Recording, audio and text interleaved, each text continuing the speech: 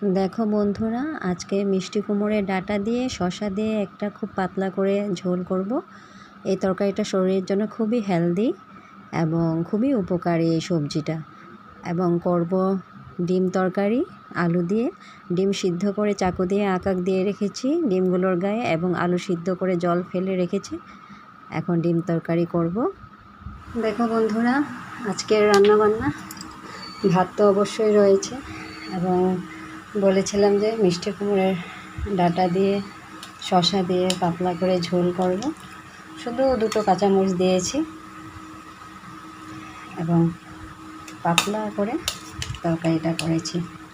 এগুলো খুব হেলদি এবং খেতেও ভীষণ টেস্টি। আমার তো খুবই পছন্দের সবজি। এবং করেছি ডিম তরকারি, আলু দিয়ে ডিম সিদ্ধ করে ঝোল করেছি। এবং লেবু তো অবশ্যই রয়েছে। এই গরমে লেবু না হলে আর উপায় নেই। এবং লেবু ছাড়া খেতে ভালোও লাগে না আমার বন্ধুরা। গরমে লেবু ভীষণ দরকার। সো এই আজকে রান্না বান্না। সবাই ভালো থেকো বন্ধুরা। ভীষণ গরম পড়েছে, প্রচণ্ড রৌদ্রের তাপ। সবাই নিজেদের যত্ন করো, কেমন? সবাই খুব খুব ভালো থেকো। সবার জন্য রইল অবিরাম ভালোবাসা। এই আমার আজকের দিনে রান্নাবান্না তোমাদের সাথে শেয়ার করলাম। ভিডিওগুলো ভালো লাগলে অবশ্যই সাপোর্ট করবে, এবং সবাই খুব খুব ভালো থাকবে ঠাকুরের অশেষ কৃপায়।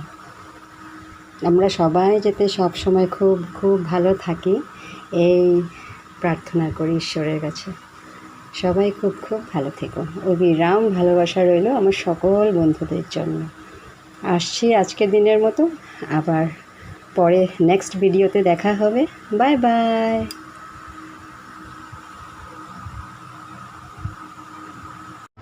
বন্ধুরা, শেষ পাতে রয়েছে দই।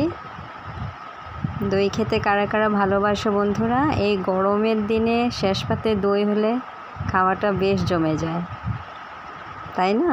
কি বলো তোমরা বন্ধুরা? ভাত দিয়ে দই খেতেও বেশ ভালো লাগে আমার। সবাই ভালো থেকো বন্ধুরা।